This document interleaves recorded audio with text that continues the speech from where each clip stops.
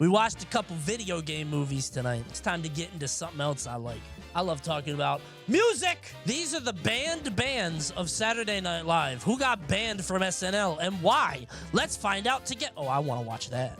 Wait, could Mike Tyson realistically fight the animatronics? I think he's peak human. Why were these bands banned? This got suggested in the Coney Discord, and I love shit like this. Let's watch it. The only thing I've ever really cared about are the musical guests, because over the show's 50-year history, they've gotten some interesting people to play. But what happens when an artist pushes the envelope? Like they say or do something SNL really doesn't want them to say or do. The replacements getting drunk during one of their songs. Sinead O'Connor ripping a picture of I didn't know that one. She hated the Pope. David Bowie. Did you know that they named the Bowie knife after David Bowie? I don't think that's true. He was scheduled to be the musical guest for an episode in February 1997, but he also wanted to be in a sketch too. Since he was pals with series crew, he wants to be in the show? Okay. Get fuck out of here, David Bowie. Only problem, he didn't like the sketch. The whole thing was him doing an ad for a Brooklyn bakery with a rendition of his song Watch That Man called Try Our Flans. All right. In fact, it caused so many issues, the only logical thing Bowie could do was intentionally piss off Lorne. Originally, Bowie was going to play Tellin' Lies as his second song for the show, but changed it at the last second to Scary Monsters, knowing the song was traumatic for Lorne. From what I read, Lorne listened to the Scary Monsters album a lot during his hiatus from SNL in the early 80s, a time he called a very dark period of his life. What the fuck? He played a song to traumatize him? What a fucked up thing to do, David Bowie. That means that Lorne Michaels definitely pulled him aside and was like, hey, I love your stuff. Your stuff is so important to me. You got me through a really traumatic time. I love Scary Monsters. The song, ha ha ha. That'd be like somebody DMing me and being like, hey man, I love Web Surf Wednesday. That's one of my favorite series and I had a really hard time. I was in a dark place and I binged all of Web Surf Wednesday. And then I brought it back for no reason? But, like, in a way to piss him off? Why would he do that? Bowie was immediately taken off set. This one puts me in a tough spot. On one hand, yeah, it was a dick move of Bowie, but at the same time, the performance is really good, especially if you consider they probably pulled this out of their ass without practice. That's a cool story, actually. Creative. The band didn't last, though. Bowie was the musical guest again in 1999. Like I said, he and Lorne were really it's tight, David so Bowie, right? Fast. You're not going to ban him from all music. Ending, but this is the last time you're going to hear the word unbanned in this video. Okay. They smoking on stage, right? Cypress Hill. These guys were on the show Black Sunday. Sorry to the brain. So if you... Do Cypress Hill have two songs? I know them for one. I feel like they have two songs and I'm forgetting one. Not Jump Around. It's not Jump Around. Stop saying that. Rap Superstar. That's the right answer. Thank you. Why did several people say Jump Around? That's someone else, I think. House of Pain. Thank you. Okay. The producer from Cypress Hill produced Jump Around. Okay, that I thought that was okay. Before the show, Cypress was told they couldn't smoke weed while on I knew set, that was it. If you I don't was know, positive. that's like telling a fish Maybe I heard not this to story swim. before. These guys love weed. So in response, they hatched a plan to smoke joints during their set. Originally, they were all going to light up at the end and trash their shit. But DJ Muggs was a little too excited and lit up during the intro. Because of this, no one else could join in on time, but in retrospect, Cypress felt this was better than the original plan. But dude, I bet really, they got fined by the FCC, bro. And another thing, what was SNL expecting having him on? Well, I was gonna say, like, Cypress Hill, they knew they got one song. They could fill up one SNL set. Ladies and gentlemen, Cypress Hill. Insane in the brain. Ladies and gentlemen, once again, Cypress Hill. You wanna be a rap superstar? That's it. That's all we got. Maybe you get Jump Around as a deep cut, like, if they have to pull something else, right? Why is Coney hating for no reason? I don't fuck with Cypress Hill, man. They tricked that orchestra in The Simpsons or whatever. If you get a musical guest that's notoriously pro-weed or really has a strong stance on anything, don't be surprised when they express said stance. Especially when, you give them a platform as big as Saturday Night Live. Yeah, but this is like the 90s, bro. Doing that shit on TV, people did not fuck with that. I feel like Outkast is the same as this kind of music, but I know that's an unpopular opinion. That might get you shot if you said it in public. I'm trying to play devil's advocate here, and I'm wondering, like, where do we get that idea? You know what I mean? Like, how did you even come to that conclusion? Two guys that smoke weed? I mean, Bombs Over Baghdad might be a little Cypress Hill. No. I'm trying to think of one song that sounds like that. I don't know. I think the Shit Don't Stink bar. Again. Dude. was talking to a close friend of mine that loves System of a Down. Like, they put on Mesmerize, the album. And I was like, oh, dude, yeah, that, you know, I wasn't really a System of a Down guy, but I had a lot of friends that were, and I know what they're about, right? And I was like, have you seen Surge, like, on Twitter? And they were like, what?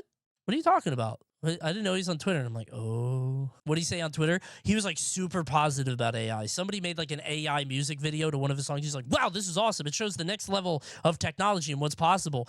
And it's so weird to see, like, somebody who is all the things he's against. He's unk. Yeah, I don't listen. I'm not making a moral judgment. Old man just doesn't get it. But also the not to get informed about it, because he's like ostensibly a very informed, I don't know, aware dude. So it's weird that would be a gap. That's all I'm saying. It's like, I'm not making any moral judgment. I don't know. It's a strange meeting of someone who is extremely anti-establishment for a multitude of reasons and advocating for a technology or some, I don't know, idea that is fundamentally exploitive, I guess is the way to put it. It's just strange.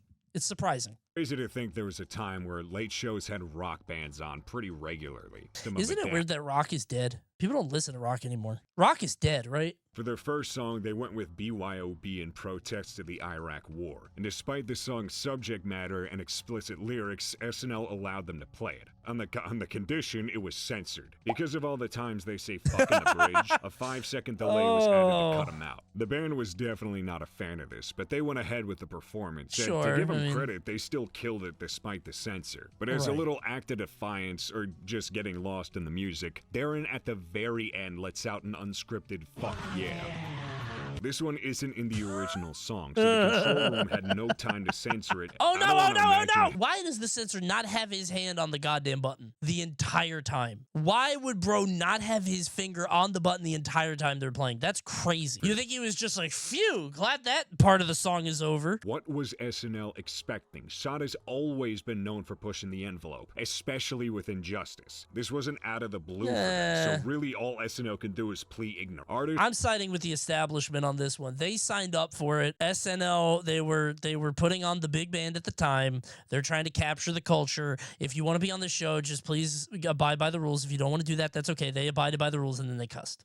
SNL knew better? I don't think so. Like, System of a Down is clearly going mainstream. They want to be mainstream. They want to be seen by everybody. So, like, let's give them that opportunity. And now, they're going to go into business for themselves. You get what I'm saying? I don't know. It wasn't even a counterculture statement. Yeah, it wasn't even anti-establishment. It was just, come on, man. You know, when you're an artist and you do what you do, and then they change your environment and say, do what you do with cameras on and all of that, you're still going to do what you do. Like, when you're feeling it, you know? Never mind, I'm on the other side now. Because when I get a sponsor and they want me to like play super nice, I'm like, you sponsored me for a reason. I have a YouTube sponsor coming up. They sent me a 20-question Google Doc after the contracts were signed about like what I'm going to do and what I'm going to say and all this stuff. And I'm like, dude, come on. And obviously they don't know what I'm doing. I'm not expecting them to watch my stuff, but like, that's the risk you sign up for. Okay, you deserve this one. Maybe I just don't know System of a Down that well. I think Rage Against the Machine, you should know better. I guess they're the same. Rage Against the Machine is a political band. That's probably That's not a hot take or my interpretation. No, that is a factual statement. But apparently some people never got that memo. I used to be a fan of you until your political opinions came out, said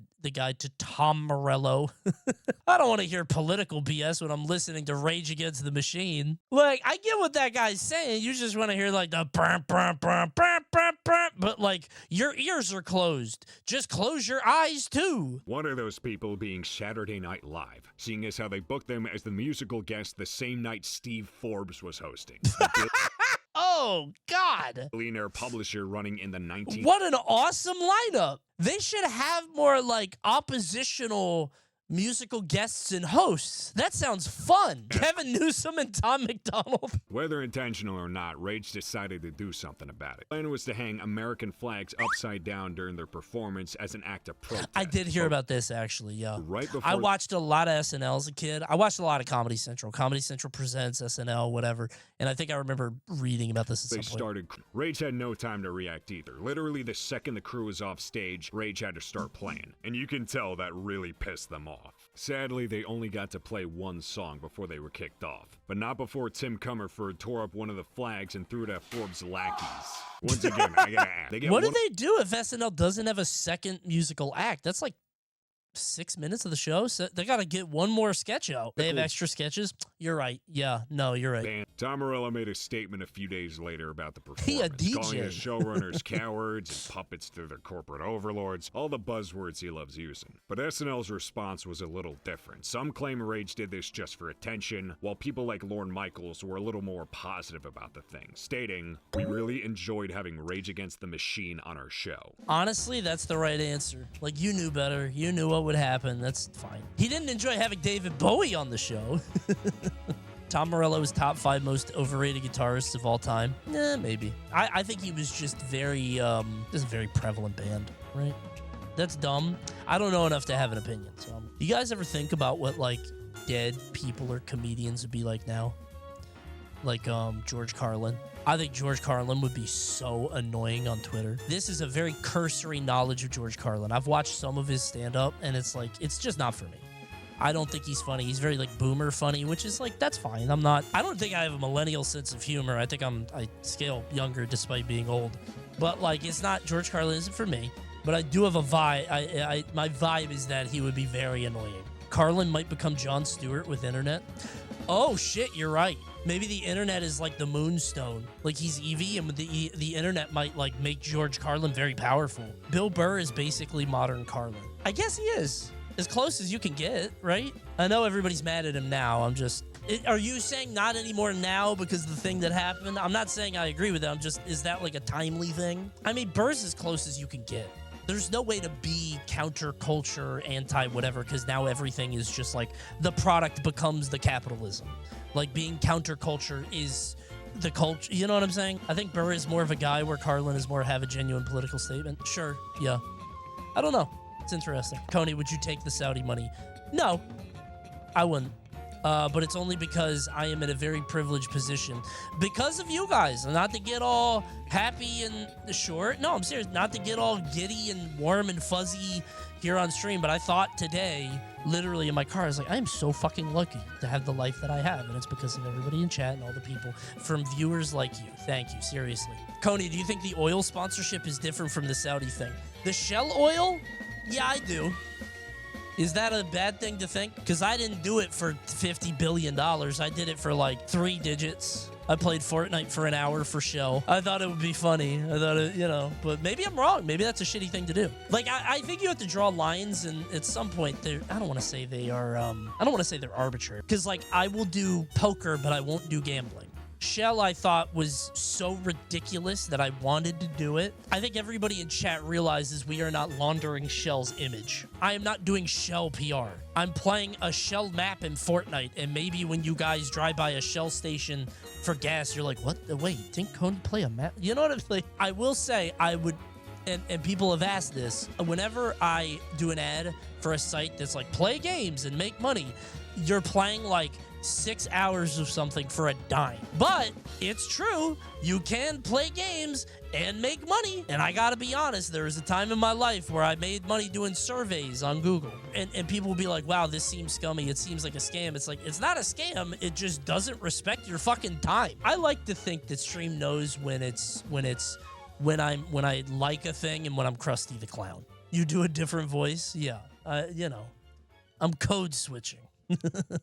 This one is definitely the most infamous. The time punk band Fear was the musical guest on Halloween 1981. Fear was booked per request of longtime SNL cast member John Belushi. He was a huge fan of the band and felt they'd be great for the Halloween special. Belushi wasn't even on the show anymore, but he still convinced the producers to have it on.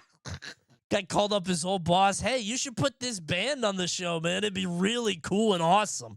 Okay. Before the show, Fear brought in dozens of allegedly drunk fans to slam dance during their performance. And they actually got some pretty noteworthy people to show. Ian MacKaye from Fugazi, Harley Flanagan from Chrome. Holy fuck. I'm not moshing with that guy. Too bad things got out of hand Jesus. fast. People were jumping all over the place, the band was barely able to play at times, and at one point, someone in the crowd stole a mic and screamed nasty language into it. It got so bad the Oh show my ended God. early so no one would get hurt, or worse, destroy the set. And if you can imagine, Fear never returned. But Yeah, here's the crazy man. thing. Despite this performance being considered a disaster, a lot of people reflect on it in a more positive light, with it drawing attention to the world of punk. So despite how genuinely crazy this shit was, Fear's performance, at the very least, shined a light on a genre that was pretty underrepresented and frankly misunderstood by a lot of people back then. It's interesting because, like, SNL was pretty counterculture at the time. Maybe not counterculture because they were on a large network, but, like,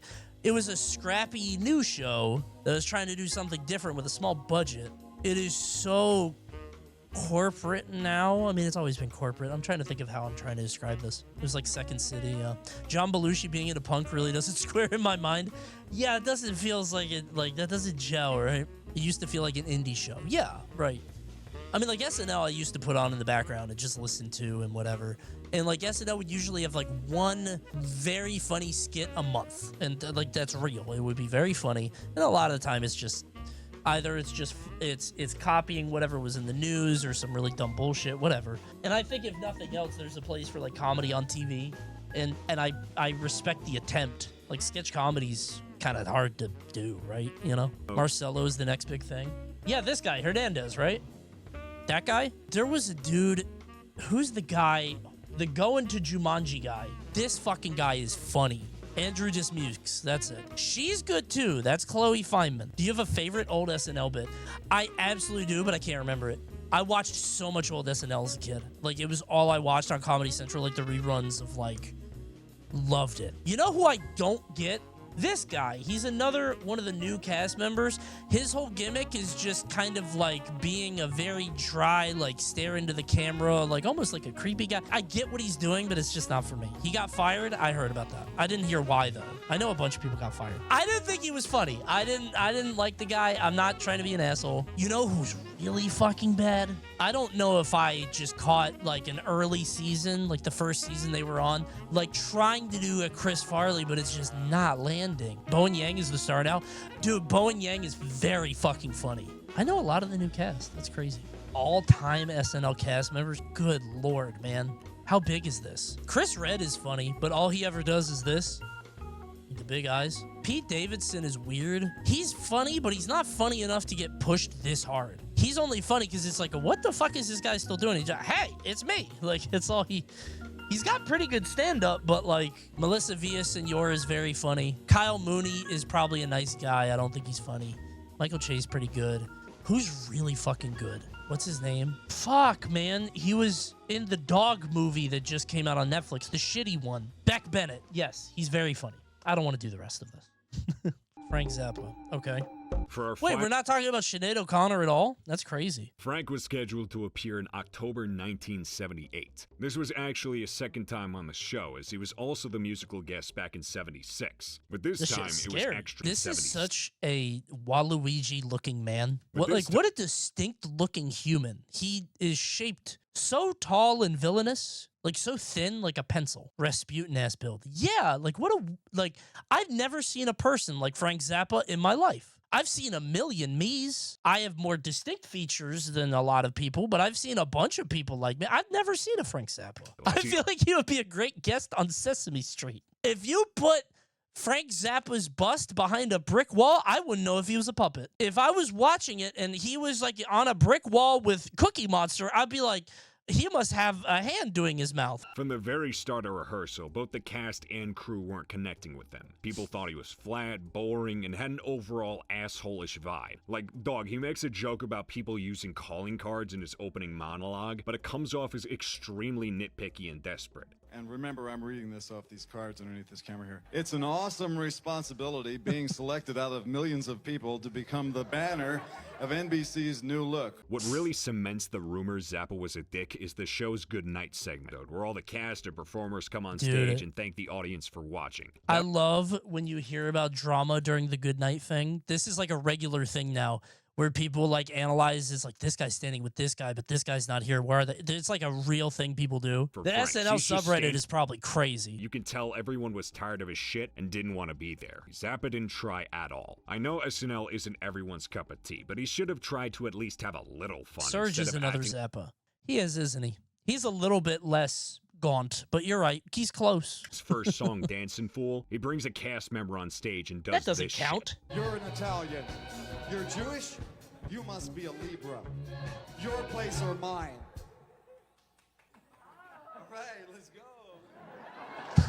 Suffice to say, it didn't go well. In fact, some members of SNL dubbed this as one of the worst episodes in the show's history. And I know at the end of the day, he's a musician first and whatever the hell you call this second, but there were already a bunch of musicians that doubled as the host before Zappa and did exponentially better. Chris Christopherson, Ray Charles, the Rolling Stones, Simon and Garfunkel. The point is, it can be done. You ever see like a musical guest on the show and they're really fucking good and you're like, wait, it's very rare, but sometimes it happens. Look, thank you all Usually for they're watching. just fine, As I've but like said when they're multiple really times, good, it's most like, of huh, these were- but Bad they're Bunny. artists, that's Oh, what- I forgot. I did hear about that. I heard about the monologue pissing people off. They're gonna do. That's probably why the music is so goddamn boring nowadays. Legit, we don't need to see Coldplay and Foo Fighters for the 80 billionth time. Hopefully they acknowledge that in the documentary. I'm gonna crack open a cold seltzer and pirate it right Oh, pretty good movie. I just like talking about music stuff. I'll drop a like.